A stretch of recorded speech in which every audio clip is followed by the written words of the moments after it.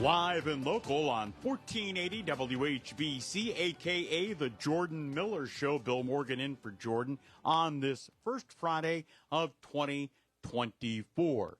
And certainly, sometimes good news emanates out of unfortunate situations, and that's what the show begins with today. Nobody can forget the tragic Tusky Valley bus accident from several weeks ago that took the lives of 6 people, 3 on the bus and 3 in accompanying vehicle, and the tragedy that was a part of that and things that happened all coordinated with that as well. But in the focus of good news coming out of bad news, one of the victims of the bus crash is now recovered and out of the hospital. And my family is fortunate enough to have known her family for a long, long time. Her name is Brynn Goedel. Brynn, good morning. When you found out you were getting out of Akron Children's Hospital and getting to come home, what were some of the first thoughts that were going through your mind?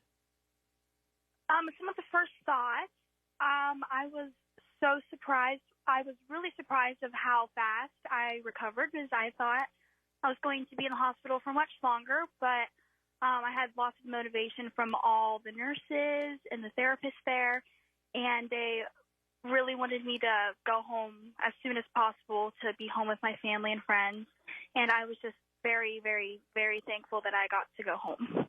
And I know from talking to your mom, my wife and I were talking to your mom on the phone last night, is that as you guys made your way home, you were really surprised to some degree to see all the signs that were on the way home. Pray for Tusky Valley, and people thinking of not only your situation, but the students and the adults who passed. And you had not been a part of that because you were in the hospital for several weeks at Mount Carmel East in Columbus before going up to Akron Children's. What was that like to actually see that, as opposed to maybe hearing about it or seeing pictures of it when you were still in the hospital? It was kind of crazy because I would go, especially when we got to Bolivar and Zor, there were so many signs, all over the road, and we went past the church in Bolivar, and there were the 6 crosses there, and it was just really, it made me really emotional just to see all the support and love from everyone, even with these signs. And even when I came home, on the telephone poles on my roads, there were signs like "Welcome home" and "We're praying for you," and it just really meant a lot to me from everyone supporting me and loving everyone that were affected from this crash. Brynn Goedel is our guest on 1480 WHBC. Brynn, home from the hospital now after being involved in that accident that took place on the way to Columbus. Tell us a little bit, Brynn, about why you and the other band members were going to Columbus in the first place. So we were on our way to the Columbus Convention Center for a Board of Education meeting. And what we were doing is, so throughout our marching band season, we play a bunch of different songs from from different years. And we have Gen Z, just different generations. And we were going as kind of background music for them, which we are very loud, so I really wouldn't call that background music. But we were playing those songs, and then at the end of the meeting, we were going to play our senior show, which was songs from Greece. And we were going to perform for them, but not marching to standing, of course. And they just thought it would be really fun for everyone there to see us. Tell us about your role in the band, separate and removed from what happened that day. But what instrument do you play? What grade are you in? And things along those lines. All right, so I am a junior at Tusky Valley, and I play the clarinet, and I have an amazing section. And our band is just a huge family. And I actually make the band dances with my friends, Allie and Cam. And I love making the band dances because we just dance and have fun. We kind of take a break from marching and just do a dance. And then I'm also in other things at school. I'm in the Hope Squad and Pep Club. Now, you do the band dances with your classmates. You make them up. Can we see that on TikTok? Where can we see that? I need to see that, Brynn. All right, so the Tusky Valley Band has a YouTube channel and also a Facebook page, and a lot of the dances are on there, especially from our performances. Now, tell us a little bit about it as we talk with Brynn Goedel from Tusky Valley High School, now recovered, home for the hospital, and continuing on the path to recovery. At what point in time after they first took you to the hospital were you the most worried about your situation? When I first got to the hospital, I could not feel my legs, and I was really worried that the only thought going through my head is I would never be able to walk again, and I was just in shock because I had no clue what was happening. Like, that, I knew we got into a wreck, but I didn't know how severe it was, and I just thought that I was the only one injured. So I kind of was like surprised to go to the hospital, and I really wasn't in my right mind before surgery, so I wasn't thinking too much. I was just like, why can't I feel my legs? And I'm just glad to be where I am today. And tell us a little bit about and what I guess you would find out, as they would say, Brynn, in retrospect, about the gentleman who actually rescued you off the bus prior to you being transported to the hospital in Columbus. So he was following. No, he was not following us. I'm sorry. He was on the other side of the highway, and I figured this out in the hospital whenever I met him. But he was on the other side of the highway, and he saw the wreck, and he pulled over, and he got on the bus and helped pull people out. And he is my hero. He saved my life. And he just grabbed under my arms as I could not move, and he just dragged me out, and we met each other in the hospital, and we just started crying because we were, like, just so thankful that he saved my life that day.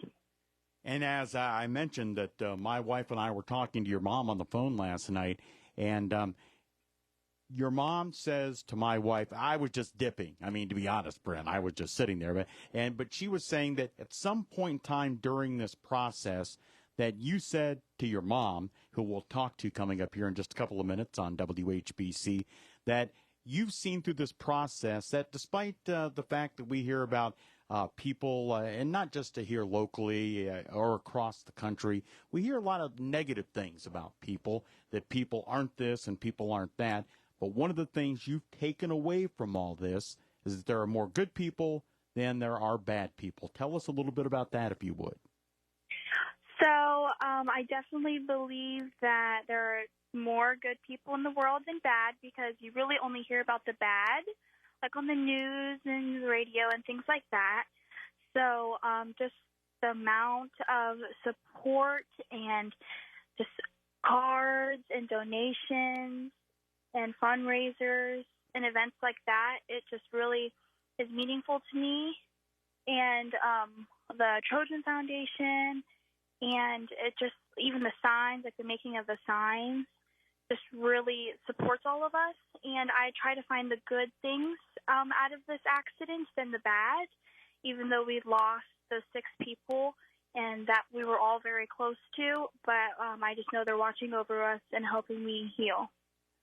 Brynn Goedel is our guest on 1480 WHBC, the Tusky Valley High School junior. On the path to recovery, something we're all glad to hear after that accident that took multiple lives and sent many, many people for sure to the hospital. Brynn, when you find out you were going home, what were you most excited about to think about, okay, I'm going to actually be home after more time than I ever would have ever wanted to spend in the hospital? What were your thoughts on getting home? So when I figured out I was going home, I was like, first of all, how are we going to get all my Christmas decorations out of my room at the hospital? Because I had so much, and a lot of it was gifted from people, so that I was very thankful for that. But I was like, oh my goodness, I get to go home and see the animals at my house. That was one of my most important things to me, is my 4 cats and my dog. She's a black lab, and I just know they're missing me a lot. And then also my brother Bryce. He has been helping me so much, and even staying home from work and helping me.